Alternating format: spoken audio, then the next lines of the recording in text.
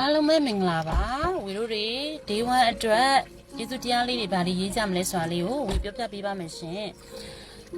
ဝီတို့တွေ five principle လေးတွေ run ပြီးပြီဆိုလို့ရှိရင်စပြီးရေးမယ်နော် healing ဆောင်လေးကိုဘေးနားလေးမှာဖွင့်ထားပေးမယ် healing ဆောင်ဖွင့်ခြင်းအဖြစ်ဝီတို့ရဲ့စိတ်ကလေးနူးညံ့သိမ်ဝင်လာလိမ့်မယ်နော်ဒီနေ့ရေးရမှာကတော့ဝီတို့ရဲ့ဘဝမှာလူတွေရှိတယ်ပစ္စည်းတွေလည်းရှိတယ်အကြောင်းအရာတွေလည်းရှိတယ်ကိုယ့်ဘဝနဲ့သက်ဆိုင်တဲ့အရာတွေအများကြီးရှိတယ်ပေါ့နော်အဲ့ဒီဓာတ်တွေကဘာတွေလဲကိုယ့်ဘဝမှာပါဝင်ပတ်သက်နေတဲ့လူတွေပစ္စည်းတွေအကြောင်းအရာတွေအရာဝတ္ထုတွေဟာကိုယ်နဲ့ဘယ်လိုတွေပတ်သက်ဆက်ဆက်ပြီးတော့တည်ရှိနေတာလဲဆိုတာလေးကိုပြန်လည်ကြည့်ကြည့်ပေးပါပြီးရင်ဘာကြောင့်ကျေးဇူးတင်လဲဆိုတာလေးကိုပြောပေးပါပြီးရင် write down ချရင်းနဲ့ဥပမာဝေပြောပြမယ်ဝေးရဲ့လက်ထဲကဖုန်းလေးကိုဝေကျေးဇူးအများကြီးတင်ပါတယ်ဒီဖုန်းလေးကရှိနေတဲ့အတွက်ကြောင့်ဝေကအခုလို recording တွေလုပ်နိုင်တယ်ဗီဒီယိုတွေရိုက်နိုင်တယ်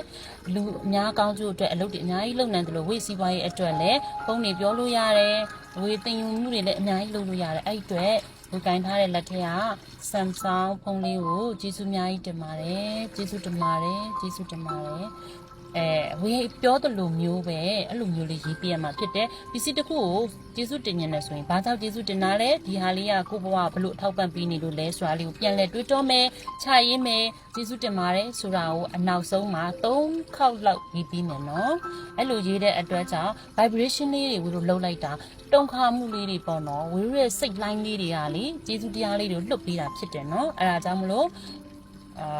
ကျေးဇူးတင်ပါတယ်ဆိုတာကိုအနောက်ကနေ3ခါထပ်ရေးပြရမယ်လို့ရမှာချင်တာဖြစ်ပါတယ်အဲ့တော့ပြီးလို့ရှိရင်ဝီတို့တွေ reflection အနေနဲ့ reflection ဆိုတာကကိုပြန်ကြည့်မယ်ငါကျေးဇူးတရားရေးပြတဲ့အချိန်မှာတစ်နေ့တာမှာငါစိတ်ကလေးတွေဘယ်လိုဖြစ်နေလဲငါဒီနေ့စိတ်ဆိုးရတဲ့တိတ်များနေလားငါဒီနေ့ဒေါသဖြစ်တာတွေတအားများနေလားငါဒီနေ့စိတ်ကလေးကပျော်ရွှင်ချမ်းသာနေလားငါဒီနေ့တော့ငါဘာတွေဖြစ်နေလဲ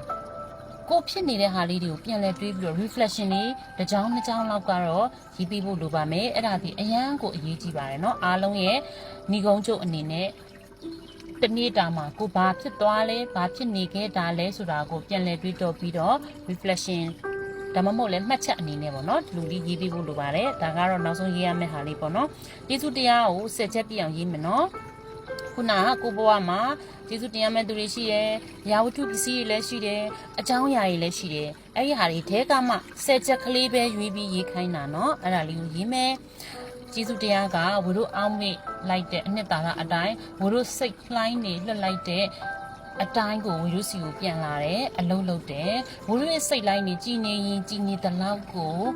စွမ်းအားကြီးတယ်เนาะအဲ့တော့စိတ်ကလေးတွေကြည်အောင်ထားမယ်ကျေးဇူးတရားလေးတွေပွားမယ်ဝတို့တွေပြစ္ဆုတ်ပံတဲတဲ့မှာ